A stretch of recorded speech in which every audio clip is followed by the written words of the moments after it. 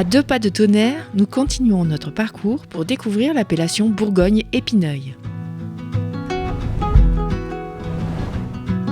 Nous, c'est Marie et Alain de la chaîne YouTube Destination Camping-Car. Nous parcourons les routes à la découverte des vins et de la gastronomie.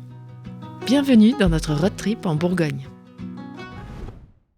La colline d'Épineuil fait face à la ville de Tonnerre sur la rive droite de l'Armançon, affluent de l'Yonne. On est à 2 heures de Paris, 2 heures de Dijon et une demi-heure d'Auxerre. Nous rejoignons Dominique au domaine de l'abbaye du Petit-Quincy. Alors en fait ici c'est une ancienne dépendance cistercienne, qu'on appelle une grange cistercienne. Juste à côté d'ici se trouve l'abbaye de Quincy, qui a été fondée au XIIe siècle. Et les moines de Quincy avaient développé un vignoble très important sur Épineuil à partir du XIIIe siècle. Et ensuite, le vignoble a pris vraiment une grande importance. C'est pour ça qu'on l'appelle aussi le domaine du Petit Quincy ? Exactement. Souvent, les granges viticoles cisterciennes prenaient le diminutif petit devant le nom de l'abbaye. À Chablis, il y a le Petit Pontigny. Et juste à côté, dans Épineuil aussi, il y a un endroit qui s'appelle le Petit Molem, qui était une dépendance de l'abbaye de Molem.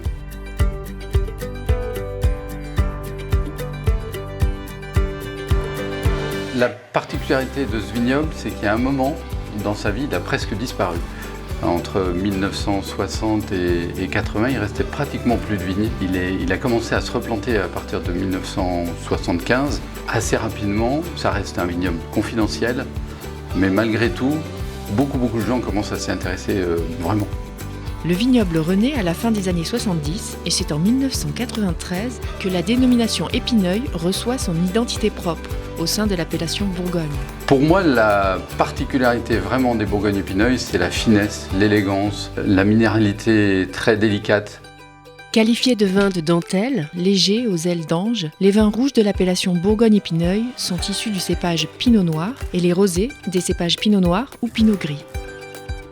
Le vignoble est plutôt très bien exposé puisqu'on a des coteaux majoritairement sud-est et sud. On a quelques orientations au nord-ouest mais qui sont à faible pente. Ça nous donne une maturité qui est assez précoce malgré un microclimat plutôt frais puisqu'on a la rivière Armançon qui passe dans le fond de la vallée. Le vin d'Épineuil a une typicité assez marquée. On retrouve une minéralité. Donc qui est assez typique pour l'appellation et aussi beaucoup de fruits. Donc la minéralité est due principalement au terroir puisqu'on est sur un sol chiméridien et à ses expositions et son microclimat.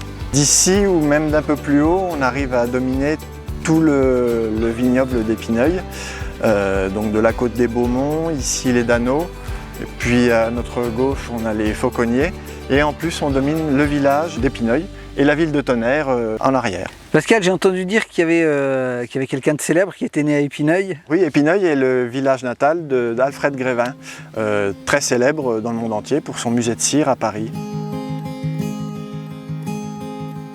Alors ici on peut faire des randonnées pédestres, quelques randonnées à cheval et puis on peut flâner dans le vignoble pour passer un moment agréable et tranquille.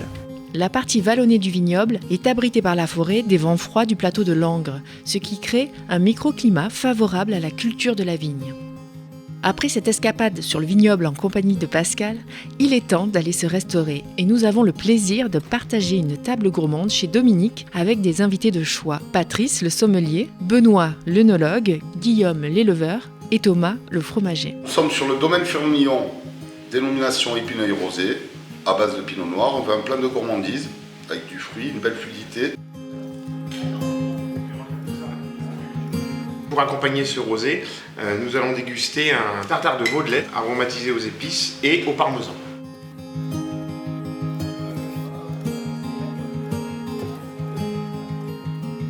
Donc là je déguste un Bourgogne-Épineuil de chez Vartel. C'est un vin qui va très bien s'accorder avec l'agneau grâce à sa fraîcheur, grâce à son fruit. Avec un Bourgogne-Épineuil, je préconise de l'époisse, qui est un fromage affiné au marc de Bourgogne, de la région, qui apporte un caractère, un côté sous-bois très agréable. Vous avez aussi les chèvres qui se marient très bien, donc on a les chèvres de Charolles en Saône-et-Loire ou les chèvres de Lyon. Et puis un petit Saint-Nectaire qui vient apporter un côté terroir qui se marie très bien.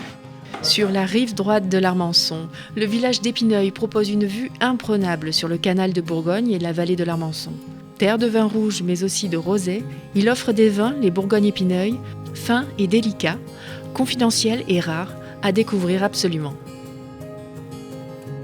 Quant à nous, nous nous dirigeons désormais vers le sud, cap sur la Côte d'Or pour découvrir 5 nouvelles dénominations.